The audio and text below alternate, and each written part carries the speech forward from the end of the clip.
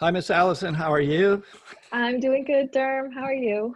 I'm doing really good too. Thank you so much for making time and speaking to my class. And I don't know, Chris might use it, and John Hall might use it in their classes too. So, Cool. but our audience is our students here at SAC, and then they're in some level of production. Mine are. And I'm interviewing department heads for each of the major departments in our web series. And I invited because it's so important for the production students to understand that why we're there and hectic and busy and pulling cables and setting lights up, that you all are in a room back in the DMC in many cases working really hard on crafting the next episode. So I wanted to share you and your process with my students so that they understand kind of what's going on while they're focused on the immediate world of on-set production. Cool. Is that Yeah, let's okay? do it. Yeah, So, absolutely. so I'm going to ask you some questions I know the answer to, but we'll Okay. share it. We'll share it with the kids. But can you tell folks how you came to the story, how you came to the characters, what was the first step and the first outcome, and then we'll talk about how that evolved afterwards. Yeah, sure. So, um, basically, Derm and Chris approached me and they said, we have a concept that we want to develop for a web series that we can shoot at Santa Ana College with the students. So students would be crewing, casting, production designing. Students would be basically making the web series. And they told me, this is our concept, and these are some of the characters we have in mind that we want you to develop. And I was like, cool.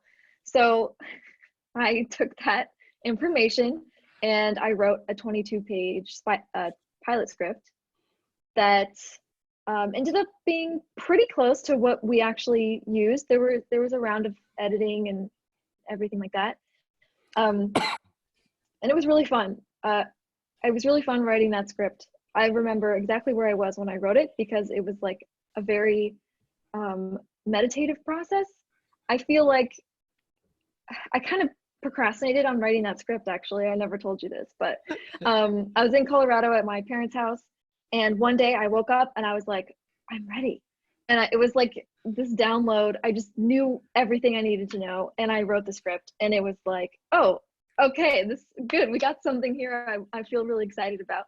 So from that pilot script, I was handed a team of writers and a writer's room and some outlines, and we created all the subsequent episodes from that. That is like the very like brief synopsis of how the writer's room works. So we started with your pilot script. I think you wrote that over a summer, and Yeah, then we went into pre-pro the first semester back from summer, I think is how that worked. And then we began filming in a spring semester. So it was kind of 3 blocks of time before we had that pilot done and then cut. But while we then went to begin filming in that spring, your pilot, um, that's when you've got a team of writers. I think we yeah. had 6 or 7 student writers, and you were the head writer. Um, so can you talk about how the process changed for you from writer to now guiding student writers to develop those characters that you had already lived with and wrote for and developed, and now you hand those kind of character lives to other people? How was that? Yeah. So transitioning from writer to basically head writer of a team is kind of like a mental switch. You have to kind of switch over because when you're the writer, it's very personal. It's a very private experience. Even if you're working with somebody, even if you're working for showrunners who have, you know, certain like points that they want to hit, story points. But when you're working with a team, you have to figure out how to break down the writing process so that it makes sense to everyone, and figure out how to communicate really clearly what needs to happen. And actually, the thing that I thought was the most tricky was, when we're in the writer's room and people are like, hey, what if Mackenzie does blah, blah, blah, blah, blah? And you're thinking, that is a really bad idea. How do I, how do I say no without crushing this person's creative contribution? Because all of us have really bad ideas. I mean, the writers will tell you, I've thrown out some wackadoodle stuff, but everyone also has good ideas. So it's really important to maintain that sense of security and safety that all the writers have in the room, which is why we're so emphatic that it must be a confidential space. Like we say for the writers, what happens in the writer's room stays in the writer's room, because if anything is ever leaked out of it, it just destroys anyone's confidence that they can say stupid things and it won't be shared. So figuring out like how to sort of lead that process was definitely a transition that I felt like I had to make. And I'm still like, every group is a little bit different. So Sure. different groups need different things. And I feel like with each semester, it would probably be a slightly different process, just figuring out what works best for people. But Yeah, because it's a small size too, and I think that makes a difference. So students that come to the class and participate, it's not like a normal class. You can't sit in the back of the class. You can't turn something in and not be an active participant. right. You're verbally active in those nights that you have meetings, and then they're active in developing their episodes when they start to write. But because of that dynamic, they have a strong influence on the dynamics of the group, obviously. Yeah. I think you're very much correct. I think that will change each time we have a group because the group changes. And then the other thing that I think from the dynamics of the room that changes a little bit is we try and run these things as professionally as we can on the set, in the edit, in pre-production, and in the writer's room. But if it was really a working group of writers, you could say what you thought about a bad idea much quicker and move on, don't you think? Yeah, I would think so, especially if people are a little more seasoned. And you kind of learn as a writer not to be the quality of your writing does not reflect how much of a creative you are. If you write something that really sucks, like that really doesn't mean anything about who you are and what you have to offer. It's just that you wrote a thing that needs a little bit of work. And when you've been around a little bit longer, you kind of like that kind of solidifies within you. But early on, it can feel really scary because, oh, I wrote this thing, and what if it's dumb? That means something about me, or I feel self-conscious about it. So there's like that sort of evolution that will happen. We're at a place now where the writers had 2 semesters. And one of the things that y'all did was give us episode 1 and 2 out of that first semester and then continue to write and work. And then in the fall, we were able to begin production on 1 and 2 while you finished all the rest of the episodes. And we're actually now sitting on hold with 8.5 episodes of this really cool story that I'm just dying to get into and get onto tape or into video. Is that a normal amount of product to get done in 2 16-week semesters? It seems like a lot of work. I think it's all relative, Durham, because you look at some sitcoms and they churn out like 40 episodes a season. But then you look at other shows and it's like, oh, you have 8 episodes. Like, what is it? We're watching Ozark right now, and I think there's like 8 or 10 episodes. So I think it just kind of depends on the show and the season. But for what's technically a class, I think we really zipped through a lot of stuff. Absolutely. And when you've first started writing the pilot and got to create these characters, did you have a favorite? A favorite character? Yeah. Uh, I really loved Mackenzie. Mm-hmm. Mm-hmm. And I should say in present tense because I still love them. I love Grover. I mean, I really love all of them. So the reason that I asked that is they live one place in your mind as a writer. And then as we went into production of the pilot and then episode 1 and 2, now they take on a different life form, if you will, because the character now comes and brings their who they are to the character. Can you talk about that process and what maybe surprised you once you started to see what the actors were doing with your characters? Yeah, that's a fun question to answer. I've always felt like as a writer, one of the most rewarding parts of the process is seeing where your actors take the characters, because actors will do things that you just never expected. And it takes on a completely new life, like you said. I think it's hard for some writers to let that go if they don't see the actors doing exactly what they envisioned. Good point. But for me, that's part of the joy of the process. One thing that really surprised me was when I got to sit in on auditions for the very first show, the first episode, pilot. And some people, like, there were actors that walked in the room and I was like, that one, oh my God, that is the person that I imagined when I wrote this. I don't know how I knew exactly what he looked like or she looked like. And then there were other people who walked in the room and they did something really different than I imagined, but it was better. It was better than what I had created. So it is really gratifying to go through that process. And I will say that after we shot the pilot, I think it was a little easier for the writers to wrap their head around the characters because they could actually see them and hear them.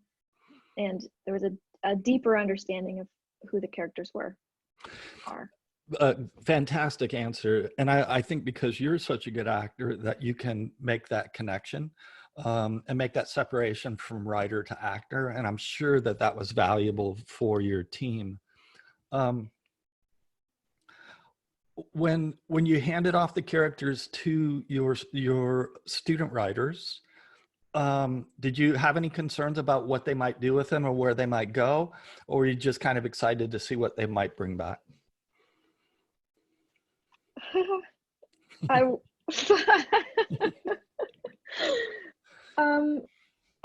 both. Yeah. There were times when I would be like, Jeannie would never do that. But then, you open up to it or you discuss it in the writer's room and the group is like, she really wouldn't do that. Or the group is like, this is an exciting direction for Jeannie. And I don't mean just Jeannie because really this goes for all characters. But I will say that there was one really cool experience. There were a lot of cool experiences, but one comes to mind with this last semester of writing that we did, where there's one antagonistic character who everyone in the writer's room, we kind of made fun of him and the character, and we kind of would write at his expense. But one of our writers would just time and time again say, hey guys, look, I relate to this character on some level and we really need to make him more human. And finally I was like, okay, let's flesh this out. Let's go down that road. And it turned out to be so much better because we had one writer who just was fighting for this character. And that's part of the magic that can happen when you let go and allow people to put their own spin on it. And I'm really glad that that happened. It was a good lesson. Agreed. Let's stay with characters for a second if we could. Okay. Yeah. It's not a spoiler alert because episode 2 is already out, but at the end of episode 2, one of your characters dies. And it happens pretty quick in our story, right? From pilot to episode 1 to the end of episode 2. Can you talk about that process and what went on in the writer's room discussing bringing a finality to one of the characters? Yeah, I think it was hard for everyone. There was the 5 stages of grief. Although I'll add on to it that since it is a fictional character, there's also a bit of levity of like, oh, we get to kill somebody off. Like that, because that feels, I don't know, somehow it's not a burden, but it's a responsibility. And I think everyone took it seriously and they wanted to find an arc for that character that made sense and that was relatable and that didn't poke fun at the death. But, you know, in the writer's room, we still joke about stuff. So that's why we keep it in the writer's room and don't share. So could you talk about the process a little bit in the writer's room? And I've been able to sit in there. Chris has been able to sit in there. And it's truly one of the most interesting and unique experiences that I've had as an educator, to watch the responsibility that your writers they were given, and then how they rose to that level of a challenge in terms of protecting the characters, understanding where the story had to get to over 8 episodes, and then bringing back meaningful scenes and interactions that just made sense. I mean, I know I've shared with you, I've driven home from the writer's room numerous times and just had goosebumps because of the quality of what your writers tapped into and what was going on in that room. Can you talk about that process? How did you assign something to them? How did you give it to them to go forward? Yeah. Well, it really helps that we had a small group because everybody was able to really take ownership over the characters. And that's what I wanted. I wanted people to feel like this was their process. This isn't something you're doing for Allison or for Derm or for Chris. This is something that you are doing because you have something to say and we want to help you refine your voice. And everybody owns an episode, basically. So each writer gets at least one episode that they are solely responsible for. But even in that, we still, we go sequentially. So we have our full arc of the outlines for the whole season, and then we go in order. And for sometimes once we read through the outlines, I'll have students say like, I really feel drawn to episode 6. Can I please do that one? And other times, they're not sure and it's not clear. So I'll just say, okay, Derm, you get episode 1, Chris, you get episode 2, and we'll just sort of randomly assign. And their first step is to sort of flesh out the outlines a little bit more, and then they do subsequent drafts. And each week, the writer who's working on their episode will bring their draft in, and I'll say, okay, cast us. And they'll look around the room and they'll say, okay, Allison, you're going to read for Jeannie, and Derm, you're going to read for Buckwald. And so we do a table read of the episode, which can be really fun because Absolutely. everybody's laughing together or, feeling heartbroken together. And I also witnessed that this can also be a pretty nerve-wracking experience for the writers, at least the first couple times. But as we go through, and then every time we read through the episode, I'll mark like discussion points, and then we'll go back and talk about it as a group. And the idea is for people to really learn that this is a collaborative process, and there's no wrong answer. There's just what works best and what is the most interesting. Brilliant. And there is a difference between that isolated writer who gets to make their own timeline and write a script or story on their own, and then one that becomes part of a writer's room and a team like this. It does shift a little bit how they work and what's expected of them, correct? I think so, yeah. So one of the things that you had your writers do is they would bring in the script, and then it had to be read out loud. Well, what was that process? Why? Well, that is because things sound a little different when they're coming out of the mouths of other people than when you're just reading it silently in your head. And you catch stuff like, oh, that joke didn't work because I'm the only one who heard it with that inflection. Or, wow, my punctuation is really off. And so this line doesn't make any sense. Or, you just you learn stuff. And we had a lot of instances where somebody would crack a joke and then the writer would be like, oh my God, that sounds perfect. Can I put that in? So people were like supplementing each other's episodes and stuff like that. That was really fun.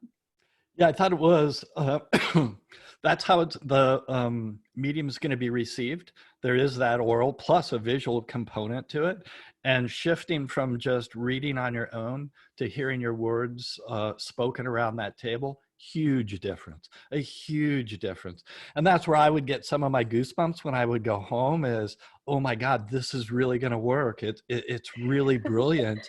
Or, what if we tweak this and that's going to make this jump to this other point a little bit better? But it really was more of, oh my God, this just sounds awesome. Yes. And the really fun thing about the table reads is that, like, when you're a writer, that is why you're writing. That's why you write a script, so that actors can read it and live the characters. So getting to like go through that process is so rewarding and really motivating. It gives us the same thing that it gave you. Well, it's integral to the part of the process of writing, and I don't think it's often included, and it should be absolutely critical. So even if our students are writing scripts on their own, the benefit of getting some people in a room, and many times the writers are not actors, and they're reading somebody else's words, but just hearing them come from somebody else, just it does reestablish that rhythm and timing that starts to happen, and it does often change from what you had written on the page and what's in your head. And now when people have to actually speak those words, it does start to change. Yeah. One of the things I noticed in that room is when that would happen, your writers were taking furious notes. They were hearing things that they wanted to change right away without any other guidance. It's just the fact that they heard these words now out in space, and that started to propel them forward. Yeah, definitely. You also notice inconsistencies. You see things misspelled and you're like, oh, that's 10 times more embarrassing now. Because everybody else is reading it at the same time. I think that this has been really helpful. Are there any other experiences that you took away from the room that you'd like to share? Have we covered it pretty well? What are you thinking? I think we've covered it pretty well. It is scary and very rewarding to be in a collaborative writing group like this. Mm-hmm. It's only scary at the very beginning. Once you sort of get to know everybody and feel comfortable, then it becomes really fun, especially when you have a comedy or, fully lived characters to work with. Well, and I think you get credit for that. I think it's one of the things that you did as a head writer was create a culture, create a room and a space that people could feel vulnerable in and still take risks and chances. And I think that's really important for the creative process. So my hat's off to you for that. And then going forward, can you give anybody just a little tease? You know what happens now for another 6 episodes, and they don't. Oh, is there anything you can't wait for them to see? Oh, Derm, I honestly can't remember what they've seen and read and what is still a secret, but I'll just say, don't get too attached to any characters. That's a great trailer. Love them, connect with them, but don't get too attached. Don't get too attached. That's brilliant. Well, I'll close this the same way that I close with Chris and with John. For me, it's just an absolute professional privilege and honor to work with them and you. We just got so lucky on the people that have been involved in this project, and it really has created an energy of its own. So thank you for all that you do, and thanks for making time today to be with us. Oh, of course. Thank you so much. I feel the same way. Cheers. Okay, be well. Chat with you soon. Bye. Stop.